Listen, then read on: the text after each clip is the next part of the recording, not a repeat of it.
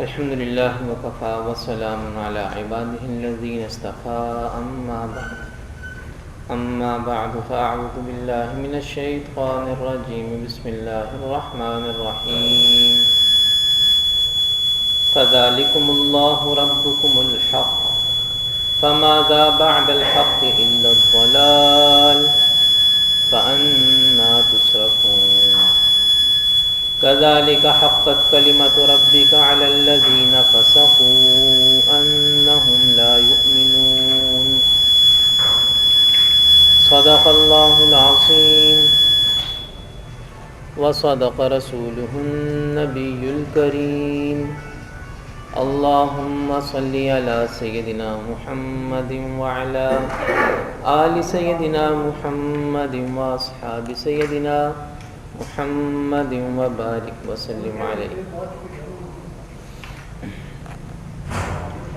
سورہ یونس کی آیت نمبر 31 میں اللہ تعالیٰ نے اپنے حبیب حضرت محمد صلی اللہ علیہ وسلم کو حکم دیا کہ آپ ان کافروں سے پوچھئے کہ آسمان سے اور زمین سے تمہارے لیے روزی کا انتظام کون کرتا ہے، اور تمہاری سماعت اور بصارت کا مالک کون ہے، زندہ کو مردہ سے اور مردہ کو زندہ سے نکالنے والا کون ہے۔ اگر آپ ان سے سوال کریں گے تو وہ جواب میں یقیناً یہ کہیں گے کہ یہ سب کچھ کرنے والا اللہ ہے۔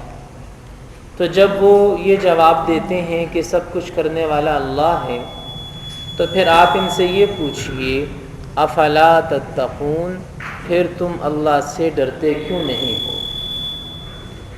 جب روزی دینے والا اللہ ہے، جب مالک اللہ ہے، خالق اللہ ہے، رازق اللہ ہے، علیم اللہ ہے، سمیع اللہ ہے، بصیر اللہ ہے، معطی دینے والا اللہ ہے، تو افلا تتقون، پھر اس رب کا تقوی اختیار کیوں نہیں کرتے؟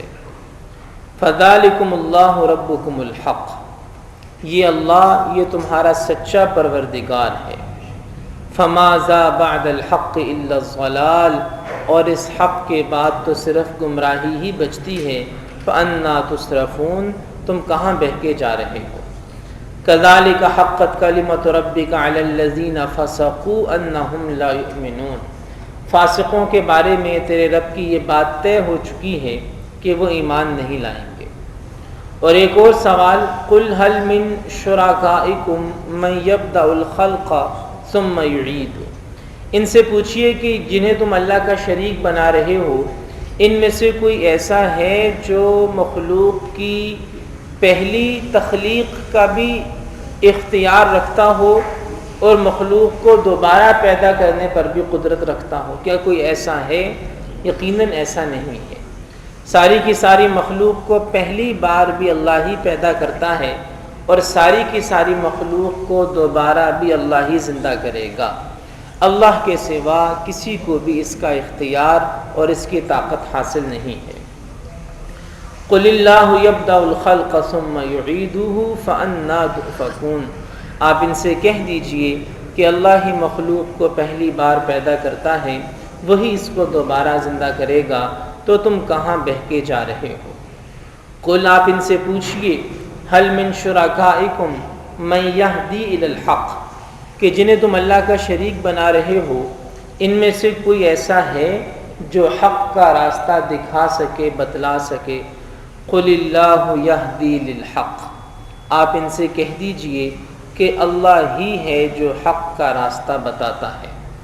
افمن یہدی الی الحق احق ان یتبع ام من لا یہدی الا ان یہدی، قرآن مجید نے ایک عجیب و غریب سوال یہاں اٹھایا ہے سورہ یونس کی آیت نمبر 35 میں۔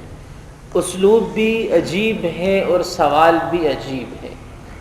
افمن یہدی الی الحق احق ان یتبع ام من لا یہدی الا ان یہدی، اسلوب بھی عجیب اور سوال بھی عجیب۔ سوال یہ ہے کہ اللہ حق کی طرف ہدایت دیتا ہے، اللہ حق کا راستہ دکھاتا ہے، تو اللہ اس بات کا زیادہ حقدار ہے کہ اس کی اتباع کی جائے، یا وہ اس بات کا زیادہ حقدار ہے جو خود جسے اپنا راستہ معلوم نہیں ہے، جو خود ہدایت یافتہ نہیں ہے، جسے خود ہدایت کی ضرورت ہے، وہ اتباع کا زیادہ حقدار ہے، یا جو ہدایت دینے والا ہے وہ اتباع کا زیادہ حقدار ہے؟ ساری کی ساری مخلوق یہ تو خود محتاج ہے، یہ تو خود ہدایت کی محتاج ہے، راستہ دکھائے جانے کی محتاج ہے، یہ خود اللہ کے سامنے جھولی پھیلائے ہوئے ہے، یہ ساری مخلوق خود اللہ کی فقیر ہے۔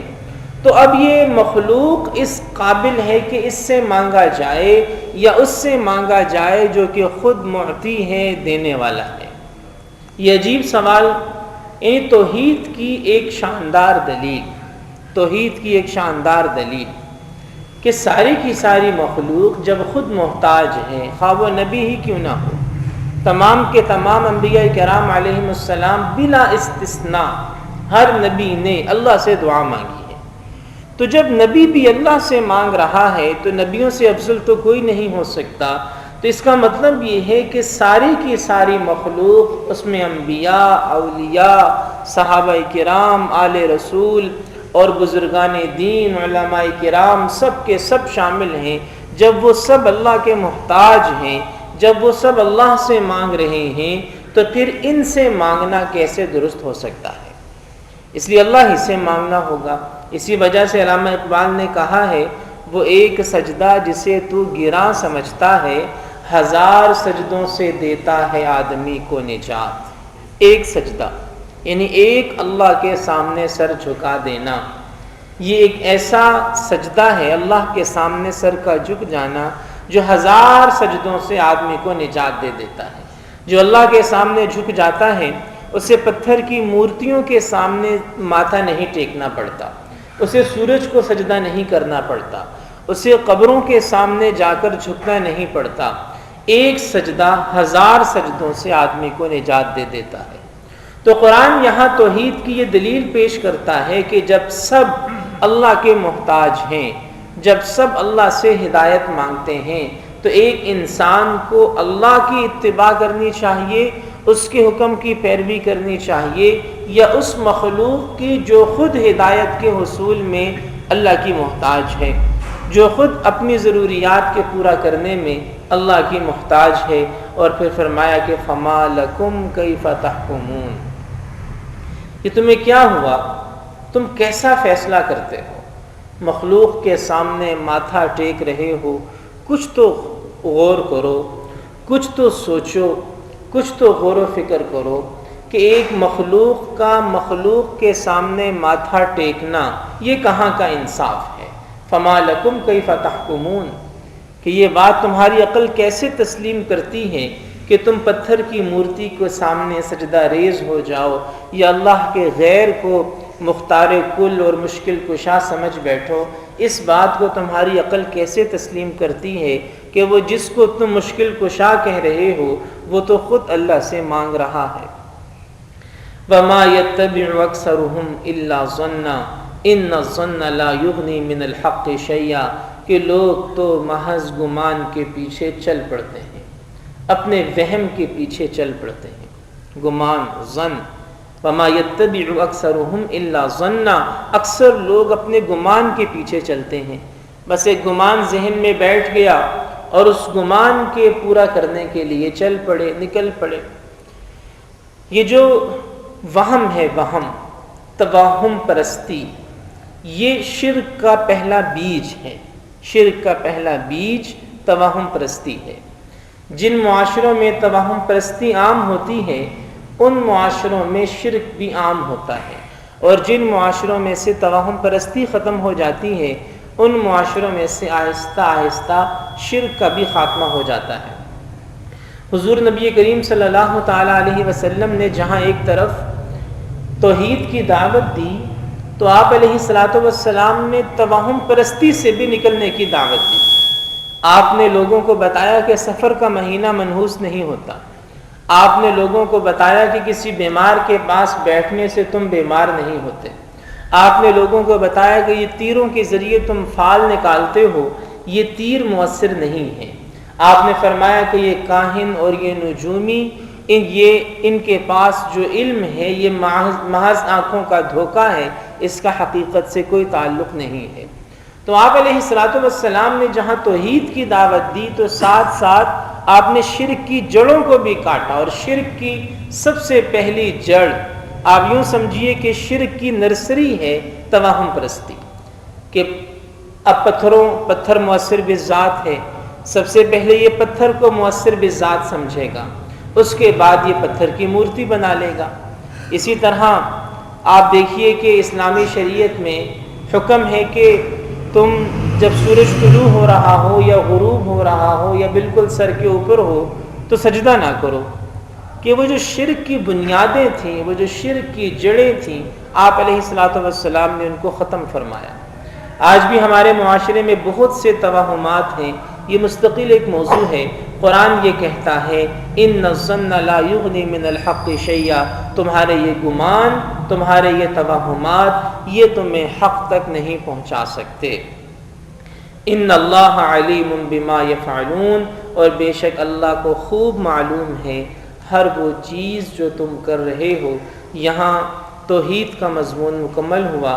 اگلی آیات کے اندر اللہ تعالیٰ نے قرآن مجید کی حقانیت اور قرآن مجید کا معجزہ ہونا اسے بیان فرمایا ہے۔